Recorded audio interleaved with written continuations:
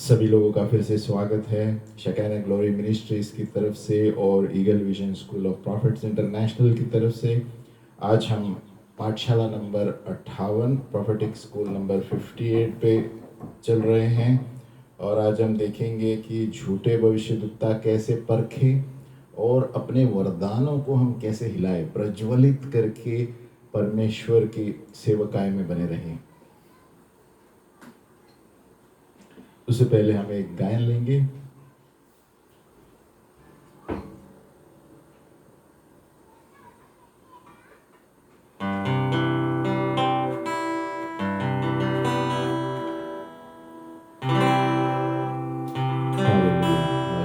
प्रभु की स्तुति हो।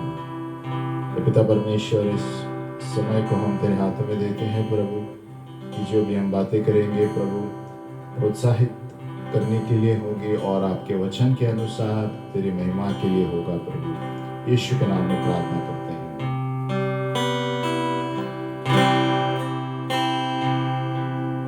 जब मैं देखता तेरी पवित्रता, जब निहारता तेरे प्रेमी पर को, चीजें सारी जो गिरी बन जाती छाया रोशनी में तेरे दिल तक आने की खुशी पाई, तेरे प्यार से इच्छा हो गई। चीजें सारी जो गिरी बन जाती छाया रोशनी में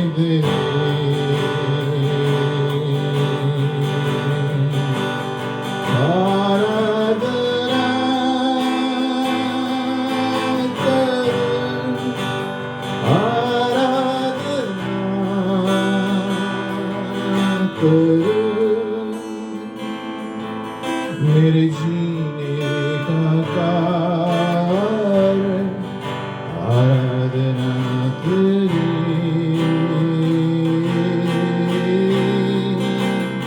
आराधना करूं, आराधना करूं। मेरे जीने का कारण तेरी आराधना।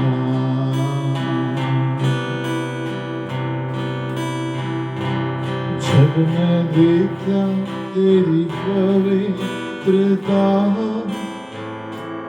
जब निहारता तेरे प्रेमी पन को, चीजें सारी जो गिरी बन जाती छाया रोशनी में तेरे दिल तक आने की खुशी पाई,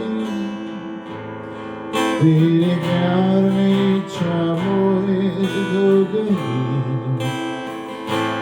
चीजें सारी जो गिरी बन जाती छाया रोशनी में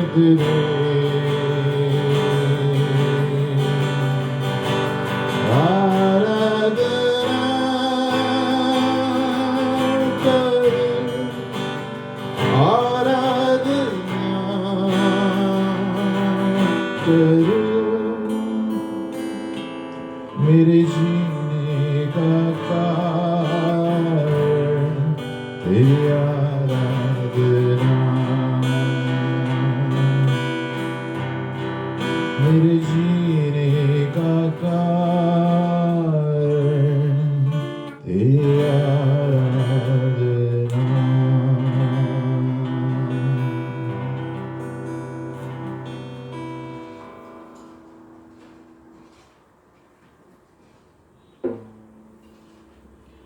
हाँ, सचमुच हमारे जीने का कारण प्रभु की आराधना ही है, क्योंकि परमेश्वर को पहला स्थान देने से ही हमें बाकी सारी चीजें प्राप्त होती हैं। इस वक्त हम भविष्य सूचक पाठशाला नंबर 58 पर हैं 58। अभी हम कैसे एक झूठे भविष्यद्वक्ता को परखे। एक भविष्यद्वक्ता था जो एडगर काइस जिसे कहते हैं, उसका नाम था, और उसे सोने वाला भविष्यद्वक्ता कहा जाता है। ये झूठा भविष्यद्वक्ता था और बहुत से लोगों ने इनको चंगाई देने वाला और एक भविष्यद्वक्ता करके माना 1960 और 70 के लगभग उन सालों में।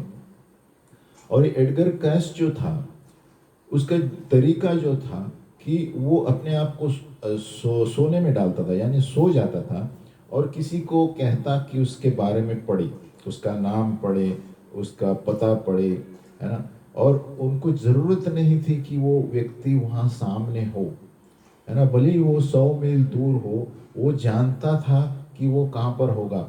और वो कहता था कि एकदम पूर्ण रूप से कि इस जगह कहाँ पर है इस वक्त, है ना। और ये कैसे करता था? आत्माओं के द्वारा, है ना। वो समस्याओं को देखता नहीं था, लेकिन उस व्यक्तियों जो उनको भविष्यवाणी करते थे, जिसके लिए वो लोग जानते थे कि उसकी बीमारी का इलाज क्या है ना। तो सोते समय ही वो इलाज देता था और उस व्यक्ति का प्रॉब्लम क्या है वो जताता था, है ना, और चंगाई के लिए दवाइयाँ देता था। तो ये अजब तरीका था इसका। काइस, एडगर काइस उसका नाम था। और वो आंखों की परेशानियां, है ना, घाव जो थे, कैंसर, सिलोसिस, शरीर के बीमारियों, डायबिटीज, आर्थराइटिस, है ना, किडनी स्टोन, बुखार, मानसिक चीज़ें, सभी चीज़ों से ये अल्सर, सोराइसिस, सभी चीज़ों से वो चंगाई देता था, दूसरों को चंगाई देता था। लेकिन सवाल ये है, एक जो परखने वाला क्रिस्ती जो है ना, वो जो वचन जानता है और जो आत्मिक चीज़ों के बारे में जानता है, वो एडगर काइस का इतिहास देख के समझ सकता है कि उसकी सामर्थ कहाँ से आती थी। क्योंकि जो वचन पढ़ने वाला व्यक्ति है वो जान सकता है कौन से झूठे भविष्यद्वक्ता है और कौन सी झूठी आत्माएं कार्य कर रही है ना। उनमें से एडगर काइस एक था और ये शैतानी आत्माएं कार्य करके चंगाई देती थी। हाँ, शैतानी आत्माएं भी है, जो लूसीफर से जो गिरी हुई आत्माएं हैं, वो लोग भी चमत्कार कर सकते हैं वो लोग, लेकिन गलत आत्मा के द्वारा हम उसके झपड़ में पड़ जाते हैं। और एडगर काइस ऐसा एक व्यक्ति था, वो बहुत असरदार चंगाई देने वाला था, बहुत से लोगों को शारीरिक रूप से उन्होंने सही किया। लेकिन हमें ये पूछना है कि कितने क्रिस्ती लोग उसकी वजह से यीशु को जाने, कितने लोगों ने विश्वास बढ़ाया। ऐसा कुछ नहीं है जो सिर्फ चंगाई करता था, शारीरिक चीज़ें देता था और वो मशहूर हो गया, है ना। लेकिन उसके द्वारा कितने विश्वासियों ने अपना दाम चुकाया, कितने विश्वासियों को प्रभु के मारे जान ही नहीं पाए, क्योंकि गलत तरीकों से चंगाई मिल रही थी यहाँ पर।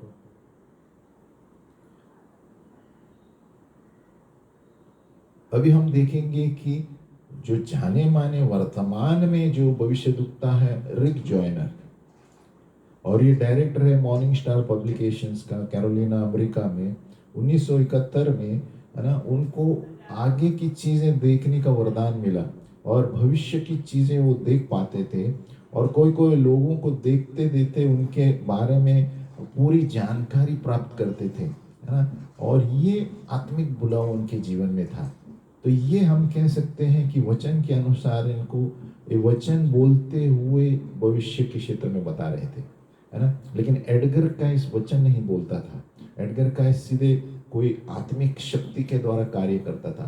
तो इससे हमें संभालना है कि हम कौन से, किस तरीके के भविष्यद्वक्ता पर विश्वास कर रहे हैं, उनका वचन का नींव है या वचन के आधारित पर चंगाई कर रहे हैं, या कैसे चंगाई कर रहे हैं। और एक व्यक्ति था टॉड बेंटली, उसका नाम जो चे हैन था और वो टॉड बेंटली रखा है। और इनके पास भी स्वर्गदूत आते थे, है ना। और एक स्वर्गदूत लगातार आता था, है ना। और जब वो स्वर्गदूत आता था एक वरदान लेकर आता था, और उस वक्त वो लोगों की बीमारियों को जान पड़ता था उसके बाएं हाथ के द्वारा, है ना। और कभी कभी ये स्वर्गदूत ज्ञान का शब्द लेके आता था और सामने वाले जो बैठे हैं सभाओं में परेशानी में उनके नाम बुलाता था, और तो ये वचन के द्वारा बात करते थे। तो ये जानकार है कि उनको पता है कि परमेश्वर के द्वारा चंगाई मिली है। लेकिन एडगर कैस वचन बिल्कुल नहीं बोलता था, लेकिन टॉड बेंटली और रिक जॉयनर अभी भी हैं। तो ये लोग वचन के द्वारा, गानों के द्वारा, स्वर्गदूतों के द्वारा बताते थे, मैंने ये देखा है और प्रभु आपसे ये कह रहा है। तो ये हमारी बीमारियां जो है ये भविष्यद्वक्ता वचन के द्वारा नींव रख के कार्य करते थे। और एक व्यक्ति विलियम ब्रैनम भी ऐसा व्यक्ति था। जब तक स्वर्गदूत नहीं आते थे वो आराधना नहीं करता था। वो स्वर्गदूत आने के बाद ही चंगाई सभा लेते थे और लोगों को छुटकारा मिलता था जो बंधन में थे, जादू टोना में थे, है ना। और जब तक स्वर्गदूत नहीं आता था वो अपनी सेवकाई चालू नहीं करता था। तो विलियम ब्रैनम उसमें से एक थे। तो ये पता चलता है इनके द्वारा कि ये लोग ठहरते हैं आराधना के वक्त कि कोई आने के बाद ही हम चालू करेंगे, और तब स्वर्गदूत नाम बताते थे, काम बताते थे और क्या करना है, किस तरह चंगाई देना है। तो क्योंकि इसलिए हम कहते हैं कि सेनाओं का यहोवा, हमारा यहोवा परमेश्वर जो है उसकी सेना कौन सी है? स्वर्गदूतों की सेना है। ये हमें याद रखना है। लेकिन विलियम ब्रैनम कुछ समस्याओं की वजह से वो भी गिर गया और गलत अफवाहों की वजह से वो भी गिर गया, गलत सिद्धांतों की वजह से। हम आगे चलते हैं। हमारे जो वरदान है उसको कैसे प्रज्वलित करना, उसको कैसे चमकाना, हमें जो वरदान दिए गए हैं।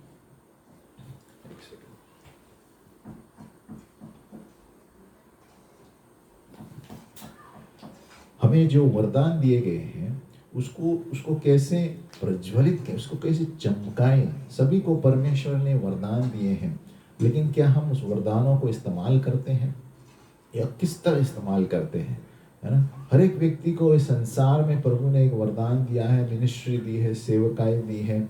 क्या हम उस सेवकाई के अनुसार कार्य कर रहे हैं?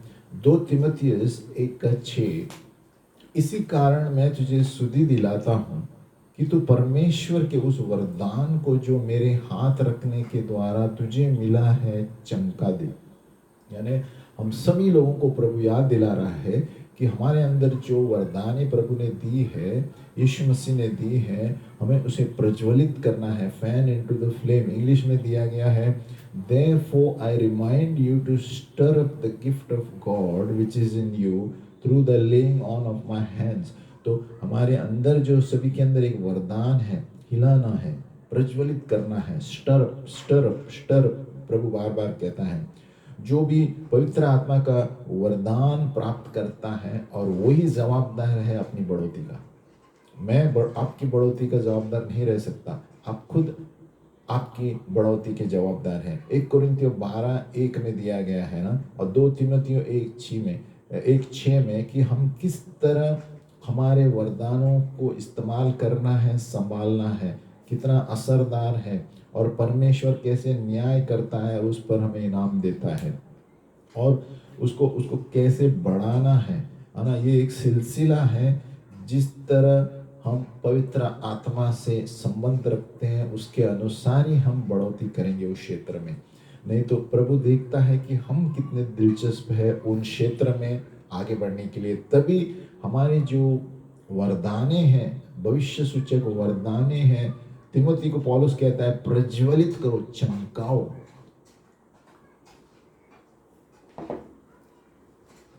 और यहाँ हम थोड़े नींव देखेंगे, फाउंडेशंस, जहाँ पर हम देख सकते हैं किस तरह हम अपने फैन द फ्लेम, अपने वरदानों को हिलाए, प्रज्वलित करें, ताकि हम प्रभु यीशु के मकसदों के अनुसार जो इस संसार में उन्होंने हमें दी है उसके अनुसार ही अपना जीवन चलाएं।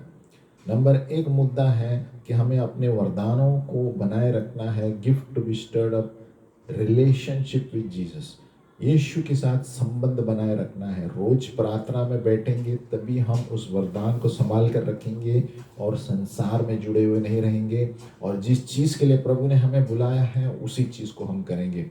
हर एक चीज़ हमारे संबंध से चलता है जो हम यीशु के साथ रखेंगे और जो हम उस पर विश्वास करेंगे, उसके बिना हम कुछ नहीं कर सकते। यूहन्ना 1:12, 15:5, किया गया है। जिस किसी ने उनको उन पर विश्वास किया और स्वीकार किया, उन्होंने उनको अपने बेटे और बेटियां बनाया, है ना। तो ये कानूनी रूप से हमारा स्तर है परमेश्वर के बच्चे। तो इसलिए हमारा संबंध यीशु के साथ उससे भी पीछे चलता है। जब दो व्यक्ति शादी करते हैं तो कानूनी रूप से एक हो जाते हैं, और उसी तरह हम जैसे समझो यीशु के साथ हमारी शादी हुई है, और हम कैसे वो संबंध को बढ़ा सकते हैं। जैसे एक जोड़ी, शादीशुदा जोड़ी कैसे संबंध को बनाए रखते हैं एक दूसरे के साथ मिलकर जुलकर, है ना। परमेश्वर प्रभु ने सब कुछ बलिदान किया हमारे लिए, है ना। लगातार हमसे प्रेम करता है और हमारी ओर बढ़ता है और चाहता है कि हम उनके साथ सदा के लिए रहे, अनंत काल तक।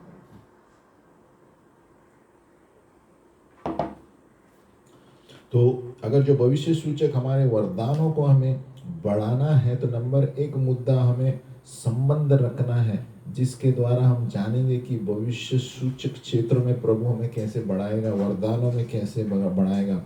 सिर्फ बाहर जाने से, संबंध रखने से संबंध बनते हैं। जैसे एक शादीशुदा पति और पत्नी सिर्फ बाहर घूमने जाते हैं तो संबंध बनता है ना। एक दूसरे के साथ रहने से संबंध बनता है। उसी तरह हम जब यीशु के साथ रहेंगे, प्रार्थना में रहेंगे, वचन पढ़ते रहेंगे, तो वरदानों का इस्तेमाल जबरदस्त होता है, क्योंकि प्रभु फिर जानता है कि हम उनसे कितना प्रेम करते हैं, है ना। और अलग अलग चुनौतियां और ये सारी समस्याएं जो आएंगी हमारे विश्वास के ऊपर है, जो हम यीशु पर रखते हैं, हमारे संबंध के अनुसार है। जिस तरह एक शादीशुदा पति और पत्नी एक दूसरे पर, है ना, प्रतिज्ञा करते हैं कि बीमारी में या तूफान में या समस्याओं में हम एक दूसरे का साथ देंगे, और उसी तरह यीशु मसीह हमारा साथ देता है जब हम उसके साथ रोज बैठते हैं और प्रार्थना करते हैं और वचन पढ़ते हैं। नंबर दो, प्रेम है नींव जो हमारे वरदानों को बनाए रखता है। प्रेम 1 कोरिन्थियों 13, क्योंकि परमेश्वर प्रेम है और वो हमारा साधन है जो हम अनुभव करते हैं, है ना। परमेश्वर अलौकिक रूप से उनका प्रेम हमारे हृदय के अंदर डालता है पवित्र आत्मा के द्वारा, और हम उसके संबंध, उस सिलसिले में जुड़ते हैं, और हम चाहते हैं कि वो और भी प्रेम करे हमसे, है ना। ताकि और ये दिया गया है कि हम इसीलिए प्रेम करते हैं कि पहले उन्होंने हमसे प्रेम किया। जब हम पाप में थे तब उन्होंने हमसे प्रेम किया। हमने उनसे नहीं, उन्होंने हमसे पहले प्रेम किया, क्योंकि हम पापी थे, फिर भी हमसे प्रेम करके क्रूस पर अपनी जान दे दी यीशु मसीह ने। बहुत से लोग ये कहते हैं कि मैं प्रेम का पीछा करूंगा लेकिन वरदानों का नहीं। ये गलत है। हमें वरदानों का भी इस्तेमाल करना है, प्रेम से इस्तेमाल करना है, दोनों। 1 कोरिन्थियों 14:1 हम पढ़ेंगे, प्रेम का अनुकरण करो और आत्मिक वरदानों की भी धुन में रहो, विशेष करके यह कि भविष्यवाणी करो। यानी हमें प्रेम से भी सेवकाई करनी है और वरदानों से भी सेवकाई करनी है। जब हम किसी से प्रेम करते हैं तो वो एक प्रोत्साहित करने वाले चीज़ है कि हम परमेश्वर से मांगते हैं, प्रभु उस व्यक्ति के लिए मुझे प्रगटीकरण दो ताकि मैं उसको प्रोत्साहित करूं। तो इसको कहते हैं प्रेम, कि दूसरे के नाश नहीं सोचते हैं, दूसरों की बढ़ोतरी के बारे में सोचते हैं। तो जो किसी से हम प्रेम करते हैं, खास करके परमेश्वर का बनाया हुआ वरदान हमारे अंदर है ना, तो हम किसी का नाश नहीं चाहते, है ना। और इसीलिए हम प्रभु में बढ़ते हैं, वरदानों में बढ़ते हैं। जब परमेश्वर का प्रेम का, उसकी प्रेम का प्रगटीकरण हमारे अंदर आता है ना, और ये हमारी सेवकाई में मजबूत बन जाता है, और हमारी सेवकाई और हमारे वरदानों में प्रभु फिर हमें बढ़ाता है। तो प्रेम एक मुद्दा है नंबर 2 कि जिससे हम हमारे वरदानों में मजबूत रहे, प्रोफेटिक गिफ्ट्स। नंबर 3 है परमेश्वर से एक वरदान होना जरूरी है, वरदानों को स्थायी रखने के लिए, है ना। Stirring up our prophetic gifts, तो हमारे वरदान रहना हमारे पास जरूरी है। 1 कोरिन्थियों 12:11, 1 कोरिन्थियों 12:11 क्या कहता है, परंतु ये सब प्रभावशाली कार्य वही एक आत्मा करवाता है और जिसे जो चाहता है वो बांट देता है। देखो, ये प्रभु है जो हमें वरदान देता है भविष्यवाणी का, परंतु ये सब प्रभावशाली कार्य वही एक आत्मा करवाता है और जिसे जो चाहता है वो बांट देता है। यानी हमें परमेश्वर से वरदान मिलना बहुत जरूरी है ना? नहीं तो वो वरदान को कैसे हिलाएंगे जब तक प्रभु ने हमें वरदान नहीं दिया है। लेकिन वचन के अनुसार यीशु मसीह पर जो विश्वास करता है, उन्होंने जब ऊपर स्वर्ग में चला गया, जिंदा हुआ, तो उन्होंने सभी लोगों को वरदान बांटे हैं। तो कोई भी संसार में जो जन्मा है ये नहीं कह सकता है मेरे पास कोई वरदान नहीं है। परमेश्वर ने हर एक व्यक्ति को वरदान दिया है समाज के लिए, प्रोत्साहित करने के लिए, ताकि वो जिस मकसद के लिए प्रभु ने उन्हें चुना है उसमें आगे बढ़े। ये महत्वपूर्ण है कि हम प्रभु की इच्छा करें, हमारी इच्छा नहीं। और इसीलिए हम बहुत सारे लोग आगे नहीं बढ़ते, क्योंकि पैसे होने के बावजूद, धन दौलत होने के बावजूद, मशहूरता होने के बावजूद सुखी नहीं है, क्योंकि परमेश्वर का मकसद पूरा नहीं कर रहे हैं। परमेश्वर ने हर एक व्यक्ति को एक वरदान दिया है, उसके अनुसार वो देखना चाहता है उसके बेटे बेटियों को।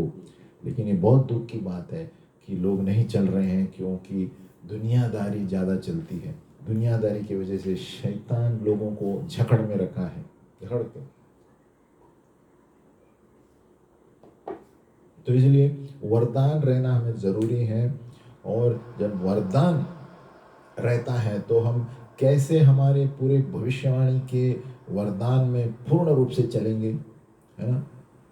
बहुत सारे तरीके हैं, है ना? और कभी कभी 2 तरीके एक साथ मिलकर हो जाते हैं। हम देखेंगे कौन से तरीके हैं कि परमेश्वर के वरदान कैसे हम इस्तेमाल करें और मजबूती से करें और उसमें हम चलते रहें। इसलिए पौलुस कहता है स्टर अप द गिफ्ट। हमारे जो वरदान है उसे हिलाते रहना चाहिए, उसमें जारी रखता रहना चाहिए और सेवकाई में लगातार रहना चाहिए, तभी हमारा वरदान चलता रहता है।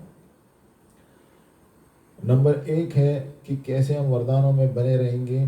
परमेश्वर का जो बुलावा है सेवकाई के लिए, उसको हमें स्वीकारना चाहिए पहले, है ना? और ये कब होता है? जब हमारे माँ बाप बचपन से ही हमें प्रभु में बनाए रखते हैं, तब होता है।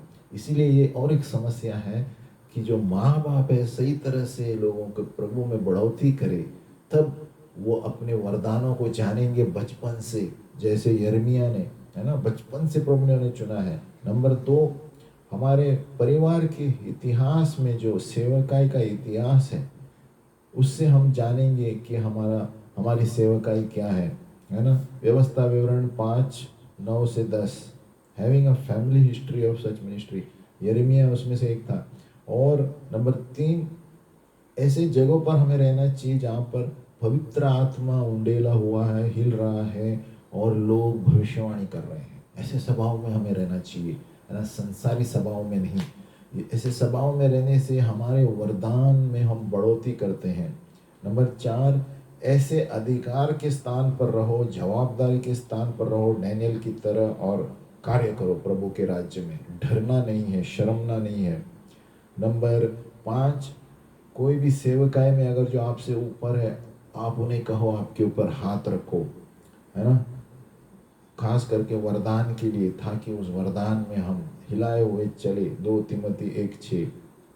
फिर आगे है और एक नींव तरीके वरदानों में बने रहना। एक दास बनकर रहो, सेवक बन के रहो एक भविष्यद्वक्ता की। आप उसकी सेवा करते रहो, तभी प्रभु आपके वरदानों को बढ़ाएगा। जैसे एलाइजा और एलीशा, एलाइजा का सेवक बना और एलीशा को दुगना अभिषेक। फिर भविष्य सूचक द्वारा किसी को प्रार्थना करने के लिए कहो आपके ऊपर, ताकि आपको परखने की आत्मा मिले, है ना? वो परखने की आत्मा मिले। और सेवकाई में और एक मुद्दा है कि शांत में बैठे रहे प्रभु की आवाज़ सुनने के लिए। हर वक्त बकबक करते नहीं रहे। हम कभी कभी शांत में आंख बंद करके बैठना बहुत ज़रूरी है परमेश्वर की आवाज़ सुनने के लिए। और ऐसे सेवकाई में भी आप विश्वास से होकर बने रहे जो छोटी छोटी सेवकायाँ हैं उसमें भी भाग लेते रहो, तभी हम नम्र होते हैं और वरदानों में चलते हैं। जो ज़्यादा मशहूर फेमस सेवकाएँ नहीं हैं उसमें भी हमें भाग लेना चाहिए, तब हम नम्र बने रहते हैं और नम्रता में प्रभु हमारे वरदानों को हिलाता है ना।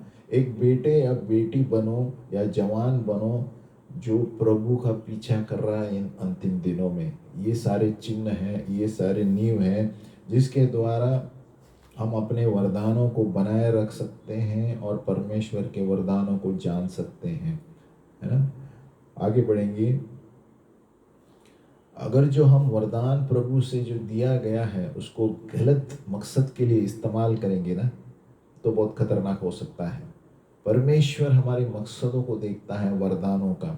एक बार जब हम वरदान लेते हैं प्रभु से, वो वापस नहीं लेता। याद रखना है, सभी लोगों के अंदर एक वरदान है।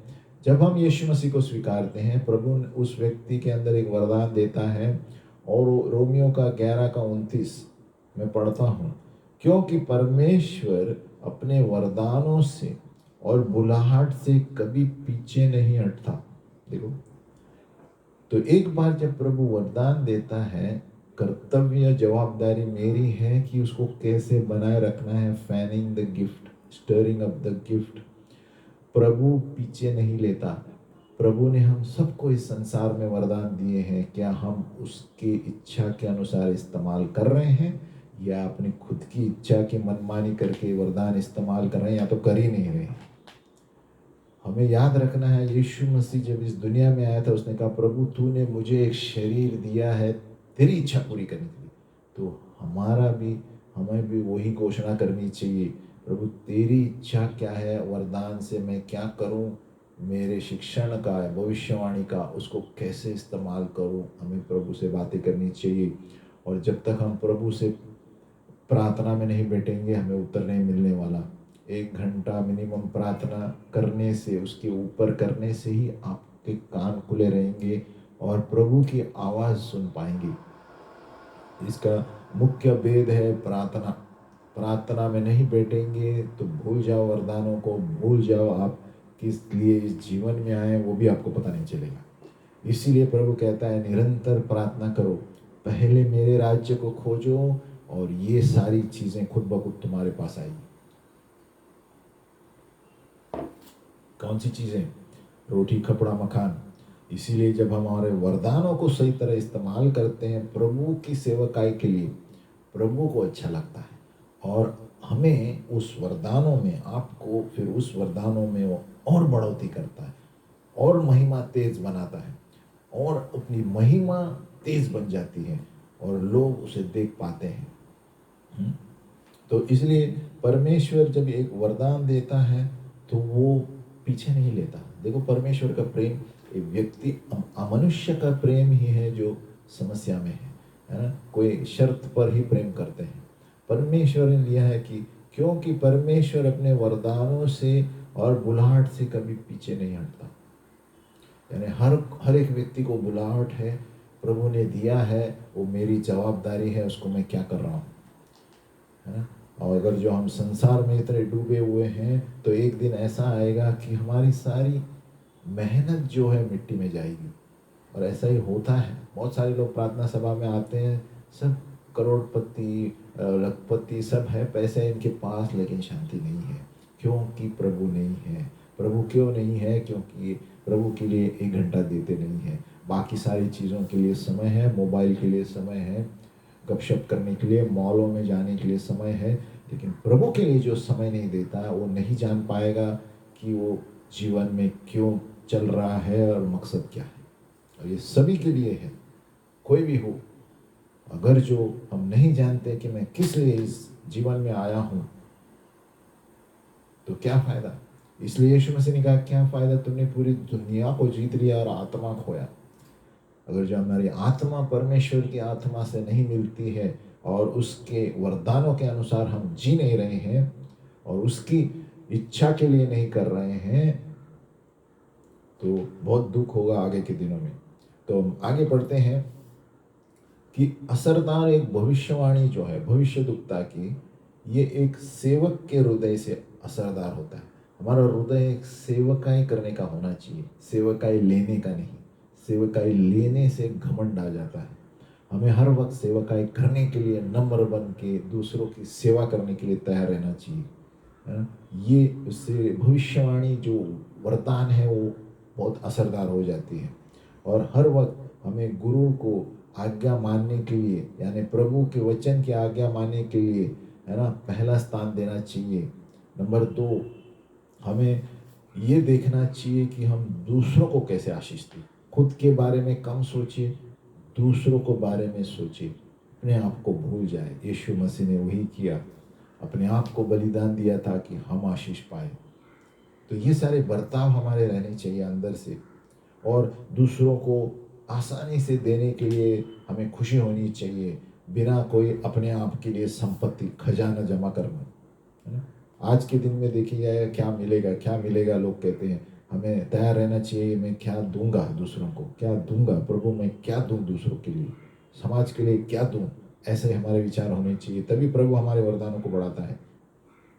और मशहूर होने का ख्याल छोड़ दो, है ना। बहुत सारे लोग आज को मशहूर होना है, मशहूर होना है। नहीं, प्रभु को जो चाहिए वो करो, परमेश्वर का वचन जो कहता है वो करो। बहुत से लोग सब कार्य करते हैं मशहूर होने के लिए, प्रभु आपको नीचे गिराएगा। आप मशहूर होंगे एक समय तक, लेकिन एक दिन ऐसा आता है जब वो गिरा देगा आपको, क्योंकि आपका मकसद गलत था। फिर हम कैसे असरदार होंगे? दूसरों के ज़रूरत के बारे में सोचिए और उनको हम कैसे प्रयास में कार्य में लाए, दूसरों के बारे में सोचिए, है ना। और एक मुद्दा है, दूसरों ने जो कचरा रखा है उसको हम साफ करने, वो भी एक नम्रता है। क्या हमारे पास ऐसे हृदय है कि दूसरों ने जो मेस किया है ना, चीज़ें समस्याएं उलझ ली हैं, उसको हम साफ करने जा रहे हैं? ये भी एक वरदान है। क्या हम दूसरों के बनाए हुए कचरे को साफ करने के लिए तैयार हैं? ऐसा हृदय रहना चाहिए, तभी प्रभु हमें असरदार भविष्यद्वक्ता बनाता है।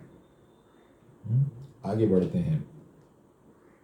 ईटिंग द स्क्रोल, लपेटी हुई सूची पत्र को खाना, यानी पर्ची, परमेश्वर के वचन को खाना।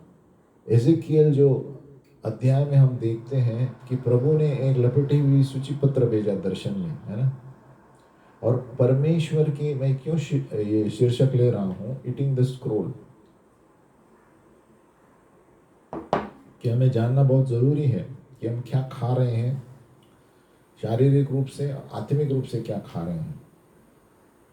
परमेश्वर की कार्य है, वो चाहता है कि हम उसके दिए हुए वचन के अनुसार हमारा जीवन जिए। बहुत से लोग हमें भविष्यवाणी देते हैं, हमें कंफर्म करने के लिए। प्रभु देखता है कि हम उसी अनुसार जी रहे हैं या अपनी खुद की मर्जी के अनुसार जी रहे हैं। और सबसे एक पहला मुख्य है, परमेश्वर ने एक भविष्यद्वक्ता से कहा कि किस तरह उसकी आवाज़ को सुननी है ना, एक वचन पढ़कर। जब हम वचन पढ़ते हैं तो परमेश्वर की आवाज़ सुन पाते हैं, साफ सुन पाते हैं कि ये करना है ये नहीं करना है। अगर जो हम आत्मिक रूप से तैयार हैं, रोज प्रार्थना में बैठते हैं, तो दो प्रश्न पड़े इस भविष्यद्वक्ता के पास कि ये लपेटी हुई पर्ची जो थी एजेकियल को प्रभु ने क्यों भेजा, और उसका मतलब क्या था, और क्यों परमेश्वर ने कहा उस पर्ची को खाओ, उस सूची पत्र को, है ना, और क्यों वो सूची पत्र मीठा था।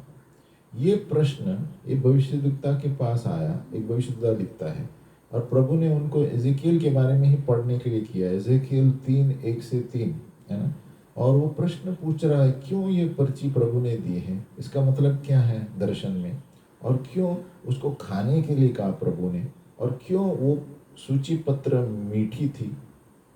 तो भविष्यद्वक्ताओं को ये जानना बहुत ज़रूरी है कि जो मकसद के लिए उन्हें बुलाया गया है इस धरती पर, कौन सा वचन है, किसने दिया, क्या उसके अनुसार मैं जी रहा हूँ।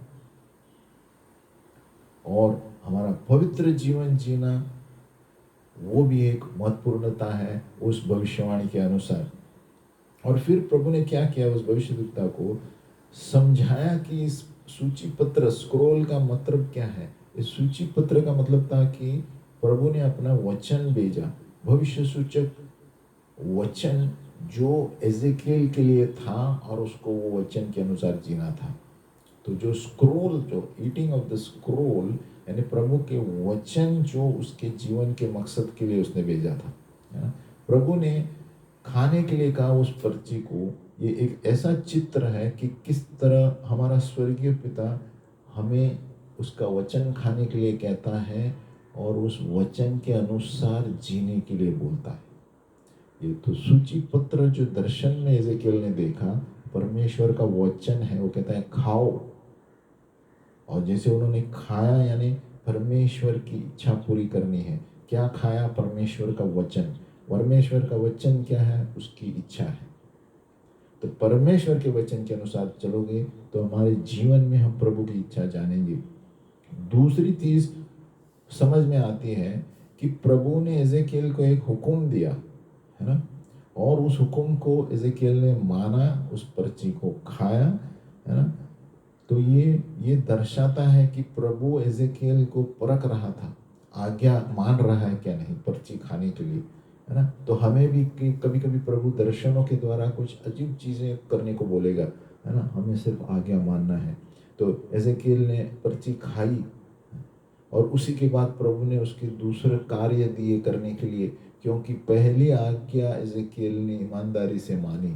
जब हम जो ना भी समझे कोई भी चीज़ प्रभु हमें बताता है, हम करे बिना आंख बंद करके, तो प्रभु हमें आगे बढ़ोतरी कराता है, प्रभु हमारी बढ़ोतरी आगे ले चलता है। अगर जो हम 1000 प्रश्न पूछते हैं तो हम आगे नहीं बढ़ेंगे। परमेश्वर का वचन, विषय खत्म। आपका वचन है, मैं सुनता हूँ, मैं कार्य में लाता हूँ। उस पर गौर करेंगे, प्रश्न करेंगे तो उसका असर नहीं होगा। तो एजेकियल ने उसको खाया, है ना, और ये एजेकियल ने खाया तो छोटी सी चीज़ कार्य प्रभु ने सेवकाई उसको दी, लेकिन बाद में उनके जो कार्य एजेकियल को आप देखते हैं उसके पुस्तक में, बड़े बड़े कार्य प्रभु ने दिए। क्यों? क्योंकि उसने सबसे छोटी पर्ची खा ली जो प्रभु ने कहा और आज्ञा मान ली।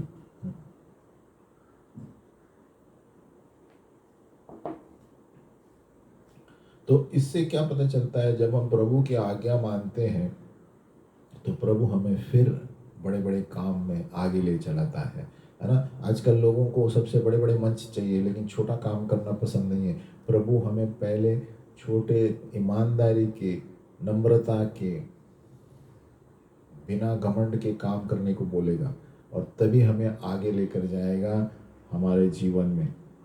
तो परमेश्वर का वचन एक भविष्यद्वक्ता का जीवन होना चाहिए जो एजेकियल की तरह था। परमेश्वर का वचन हमारे अंदर होना चाहिए और हमारे द्वारा बाहर निकलना चाहिए, और हमारे जीने का मकसद ही वो होना चाहिए। परमेश्वर का वचन वो हमारे आत्मिक भोजन है हमारे जीवन के लिए, जिस तरह एजेकियल के लिए था, है ना। जिस तरह शारीरिक चीज़ के लिए भोजन ज़रूरी है, आत्मिक चीज़ के लिए प्रभु का वचन ज़रूरी है। और आत्मिक चीज़ जब हम पूरा करते हैं तो शारीरिक चीज़ में प्रभु हमें बनाए रखता है और आशीष देता है। यह हमें याद रखना चाहिए। उसके वचनों के द्वारा हमारे पास जीवन है ना। इसलिए यीशु मसीह ने कहा, प्रभु तूने मुझे ये शरीर दिया है तेरी इच्छा पूरी करने। जब हम प्रभु की इच्छा पूरी करेंगे तो हम खुश रहेंगे। और उन्होंने भविष्य सूचक रूप से दर्शाया कि जो वचन वो हमें देता है और जीने के लिए बोलता है, उसी तरह हमारा चरित्र भी होना चाहिए, है ना। और परमेश्वर ने उस भविष्यवक्ता को बताया कि हमें नम्रता से चलना चाहिए और घमंड नहीं रहना चाहिए, कड़वाहट नहीं रहना चाहिए, और है ना उसी उसी उसी वक्त ऐसा भी होना चाहिए कि अपने खुद पर दया नहीं आनी चाहिए, अरे मुझे कोई मदद नहीं करता, ऐसा भी नहीं होना चाहिए। प्रभु ने हमें दया की आत्मा नहीं है, हमें संयम की आत्मा दी है और प्रेम की आत्मा दी है। तो सेल्फ पिटी भी नहीं होना चाहिए और घमंड भी नहीं होना चाहिए, हमें नम्रता से चलना चाहिए। हमें निश्चिंत होना चाहिए कि हमारे जीवन परमेश्वर की पवित्रता दर्शाती है और जो वचन वो बोल रहा है वही हम कर रहे हैं हमारे जीवन में, है ना। देखो सबसे मुख्य बात है कि हमें जानना ज़रूरी है कि मेरे जीवन का मकसद क्या है।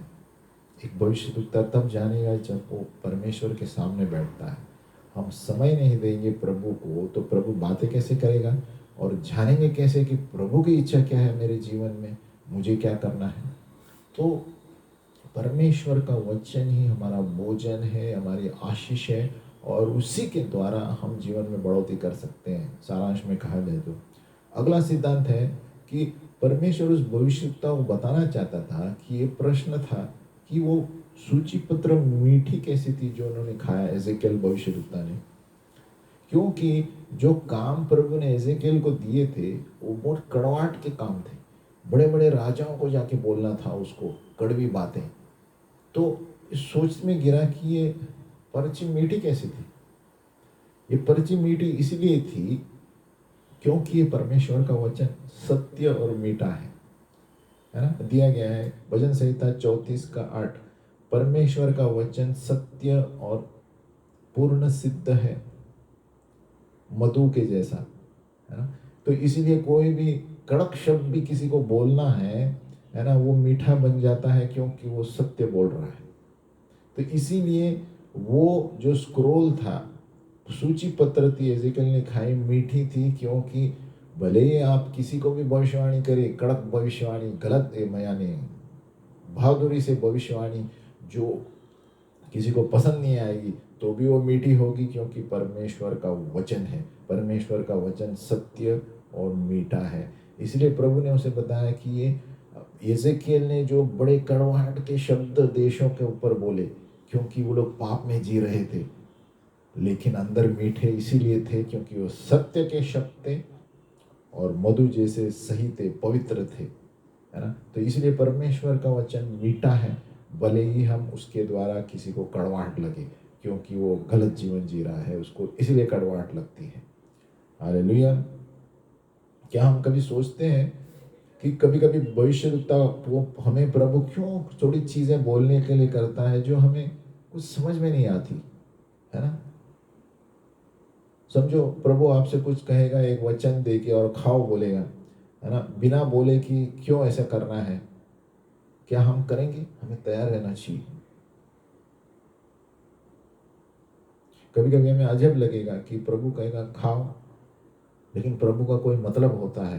प्रभु जब हमें कोई चीज़ आत्मिक रूप से खाने के लिए बोलता है तो शारीरिक रूप में वो कुछ करने वाला है ना। दोनों तरफे प्रभु बात करता है। कभी कभी शारीरिक रूप से प्रभु हमें कुछ करने को लोग बोलेगा, उसमें आत्मिक रूप से कुछ होने वाला है जीवन में या दूसरे के जीवन में। तो दोनों तरफे से प्रभु बात करता है। कभी कभी आत्मिक रूप से कुछ बोलेगा, है ना, और जो शारीरिक रूप से हम करके बताएंगे, और कभी कभी शारीरिक रूप से कुछ करने को बोलेगा ताकि हम आत्मिक रूप से परिपक्व हो जाए। दोनों तरफ से प्रभु भविष्यवाणी करता है ना। तो एक एक परमेश्वर के सपने और जो दुष्ट के सपने हम कैसे परखें, ये भी परखने का बात है। भविष्यवाणी, एक भविष्यवक्ता को प्रभु बहुत सारे सपने देता है, दर्शन देता है ना, लेकिन इसमें एक हमें मांगना चाहिए प्रभु से कि प्रभु हमें तो उस सपनों के बाद एक वचन दे, उस दर्शन के बाद एक वचन दे। तो निश्चिंत हो जाता है कि ये दर्शन इस वचन के अनुसार है। नहीं तो हम सोच में गिरते हैं कि दुष्ट आत्मा भी वचन दर्शन दे सकता है ना। इसलिए परमेश्वर के सपने दुष्ट के सपने से हम कैसे परख सकते हैं कि जब एक वचन आता है ना। एक उदाहरण है एक भविष्यवक्ता का। उसको एक प्रभु ने सपना दिया और उस सपने में उन्होंने कुछ गंदे काम देखे, और प्रभु ने उसके बाद उस दर्शन के नीचे वचन दिया, गैर कानूनी बच्चे, इलेजिटिमेट चिल्ड्रन। तो वो सोच में गिरा कि ये दर्शन के नीचे ये वचन क्यों आया, है ना। और प्रभु ने उसे इब्रानियों को पढ़ने के लिए कहा। तो क्या हुआ, उसको दर्शन आसानी में समझ में आया कि ये क्या बता रहा है ना। और प्रभु ने उसे कहा देखो ये गैर कानूनी बच्चे ढूंढो, उसका मतलब क्या है। और जब वो सपने में से जाग उठा तो उनका अंदर एक अलग महसूस करने लगा, अलग सापन महसूस हुआ, जैसे कि उनके साथ ही वो पाप हुआ था। देखो ये प्रभु कुछ भी कर सकता है ना? तो ये प्रभु ने ऐसे उनको एहसास दिलाया अंदर भावनाओं से, जैसे कि वो सपना एकदम सचमुच हो रहा है। और जब, है ना, तो परमेश्वर सबसे पहला उन्हें ये सिखा रहा था कि वो लोगों के जीवन में कैसे देखता है प्रभु, किस निगाहों से देखता है ना। यहाँ पर उस सपने में ऐसा था कि व्यभिचार का सपना था और कैसे एक शादी का वाचा बनाए रखना है ना। इसलिए पहले कभी उस भविष्यद्वक्ता ने सोचा नहीं था, लेकिन जैसे उसने उस सपनों के द्वारा महसूस किया कि वो प्रभु बताना चाहता था उन्हें कि आप भी लोगों के सामने ऐसे पेश आओ जो पाप में जी रहे हैं, और आपको भी हम इसीलिए ताड़ना दे रहे हैं क्योंकि हम बच्चे हैं, हम गैर कानूनी बच्चे नहीं हैं। इसलिए उसको वचन है गैर कानूनी बच्चे, है ना। इब्रानियों 12:8 पढ़ता हूँ। वो गैर कानूनी बच्चे, उसको वचन नीचे आया सपने के बाद तो उसको अर्थ पता चला, है ना। इब्रानियों 12:8 लिखता है, यदि वह ताड़ना जिसके भागी सब होते हैं तुम्हारी नहीं हुई तो तुम पुत्र नहीं पर व्याभिचार की संतान ठहरे। यहाँ देखो, एक गैर कानूनी बच्चे इसको कहते हैं, यानी अगर जो तुम ताड़ना स्वीकार नहीं करते तो तुम पुत्र नहीं हो, व्याभिचार के संतान। यानी हर एक पुत्र को प्रभु ताड़ना देता है ना, जो पाप करता है। तो प्रभु ने उस भविष्यद्वक्ता को यह एहसास दिलाया कि किस तरह हमें प्रेम से पेश आना चाहिए, दूसरों के प्रति क्षमा करना चाहिए और प्रार्थना करना चाहिए।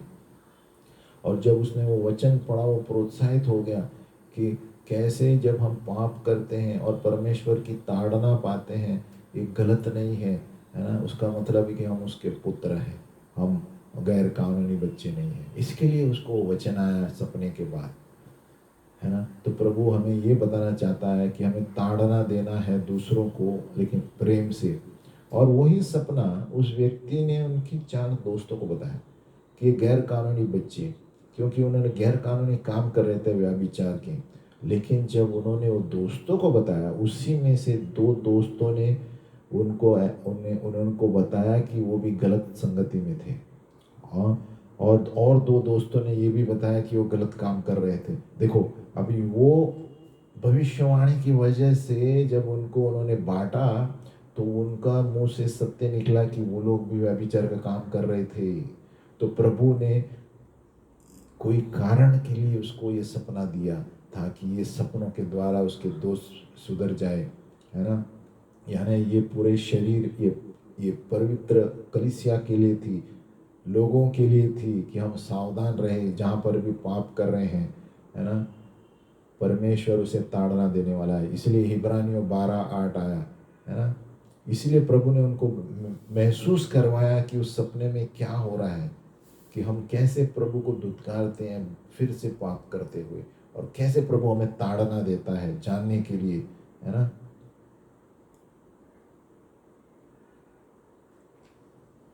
तो हम प्रभु के प्रतिनिधि हैं, वी आर हिज रिप्रेजेंटेटिव्स। तो हमें ऐसे हृदय होना चाहिए जैसे प्रभु की दया और करुणा के जब हम सेवकाई करते हैं। तो प्रभु ने उसको वो सपना इसीलिए दिया था कि वो जाने कि किस तरह प्रभु का हृदय चोट पहुंचती है प्रभु को जब कोई व्यभिचार करता है, पाप करता है। इसीलिए जब उन्होंने अपने दोस्तों से कहा, उन्होंने दोस्तों ने कबूल की कि ये पाप उन्होंने भी किए हैं, तो इसीलिए प्रभु ने उनके द्वारा इस्तेमाल किया वो सपने के द्वारा कि हम गैर कानूनी बच्चे नहीं हैं। इब्रानियों 12:8 कि जो पुत्र नहीं है प्रभु उसको ताड़ना नहीं देता, तो जो जिसको ताड़ना देता है उसके पुत्र है, नहीं तो हम गैर कानूनी बच्चे हैं। इसके लिए वो वचन उसको आया कि हम गैर कानूनी बच्चे नहीं हैं, हम परमेश्वर के पुत्र हैं। इसलिए प्रभु हमें ताड़ना देता है। तो जब हम उसके प्रतिनिधि हैं तो हमारे अंदर दया और करुणा की भावना होनी चाहिए, प्रभु की तरफ मध्यस्थी करने वाले होने चाहिए, ताकि हम भी दूसरों को उसी नज़र से देखें जिस तरह प्रभु हमको ताड़ना देता है और दूसरों की सहायता करता है ना। तो प्रभु के भविष्य सूचक वचन हमें बहुत नाजुक करता है और असरदार बर्तन बनाता है परमेश्वर के मकसदों के लिए, है ना। और कोई कोई इसके लिए प्रभु हमसे बातें करता है तो आसान चीज़ें नहीं होगी एजेकिएल की तरह प्रभु बहुत, लेकिन प्रभु हमें सामर्थ देगा बोलने के लिए। लेकिन हम शुद्धता से उसको करेंगे और प्रभु के हृदय से करेंगे तो प्रभु हमें सहायता देगा। और फिर हम जानेंगे कि एजेकिएल की तरह हम उसकी आज्ञा का पालन कर रहे हैं। तो हमें याद रखना चाहिए कि हम गैर कानूनी बच्चे नहीं हैं, हमें परमेश्वर के बच्चे हैं। इसलिए प्रभु हमें बार बार ताड़ना देता है, याद दिलाते कि तुमने पाप किया, फिर मन फिराओ, है ना। तो इसीलिए जब भी हम सपने देखते हैं हमें प्रभु से पूछना चाहिए, प्रभु सपनों के बाद मुझे वचन भी दो ताकि मैं जान सकूं आप किसके लिए कह रहे हैं, है ना। और जब ये वचन हम बांटेंगे तो दूसरे लोग भी प्रोत्साहित होकर अपने पापों से बाहर आएंगे। जैसे उस भविष्यद्वक्ता ने जब उस सपने को दोस्तों से कहा तो दोस्तों ने कहा कि अरे हम भी ये पाप कर रहे हैं, और तुरंत ही उन्होंने मन फिराया। तो देखो परमेश्वर की योजना, जब कोई दर्शन बताता है हमें उसके साथ वचन भी मांगना चाहिए, तो हम समझ पाएंगे ये वचन के द्वारा प्रभु क्या बताना चाहता है कलीसिया को, समाज को, और कैसे हम सही जीवन जिए। हम प्रार्थना करेंगे। हे पिता परमेश्वर, हम धन्यवाद देते हैं प्रभु कि तू ही हमारा सहायक है। आपने कहा प्रभु कि आपके बताए हुए वचन के अनुसार हमें जीवन को चलना है। प्रभु जो शब्द तूने हमें दिया है जीने के लिए, उसी शब्द के अनुसार अपना जीवन जिए प्रभु। हर एक व्यक्ति को तूने एक वरदान दिया है प्रभु, हम उसी वरदान के अनुसार अपना जीवन बिताए। संसार में लोग क्या कहते हैं उसके अनुसार जीवन नहीं बिताए प्रभु, और वो तब हम जानेंगे प्रभु जब हम तेरे सामने 1 घंटा बैठेंगे प्रभु, वचन पढ़ेंगे प्रभु। वचन पढ़ने के बिना कोई भी नहीं जान पाएगा कि क्या वरदान लेकर प्रभु हमें प्रभु ने ये शरीर क्यों दिया है और हमें किस तरह इस शरीर को इस्तेमाल करना है समाज में और परिवार में और कलीसिया में। यीशु के नाम में प्रार्थना करते हैं प्रभु, हमें नम्रता की आत्मा दे, घमंड की नहीं प्रभु, कि हम जब सेवकाई करें हम वही नम्र और दयालु हृदय लेके सेवकाई करें जिस तरह तूने हमें ताड़ना दिया और हमें बचाया, और ये बताया कि हम गैर कानूनी बच्चे नहीं हैं, लेकिन जो पुत्र है उसको तू ताड़ना देता है। और वही एहसास और वही हृदय लेके प्रभु हम दूसरों को ताड़ना दे प्रभु आपके प्रेम से, ताकि लोगों का नाश न हो प्रभु। यीशु के नाम में प्रार्थना करते हैं।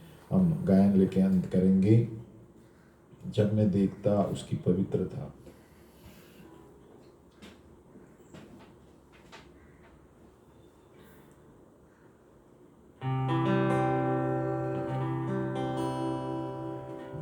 जब मैं देखता तेरी पवित्रता, जब निहारता तेरे प्रेमी पर हो, चीजें सारी जो गिरे बन जाती छाया रोशनी में तेरे दिल तक आने की खुशी पाई, तेरे प्यार में इच्छा मोहे हो गई, चीजें सारी जो गिरे बन जाती छाया रोशनी में तेरे।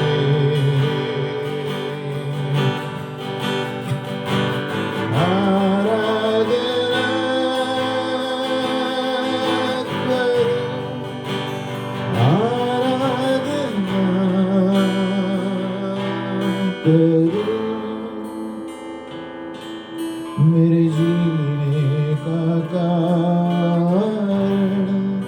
आराधना तेरी, मेरे जीने का कारण आराधना तेरी।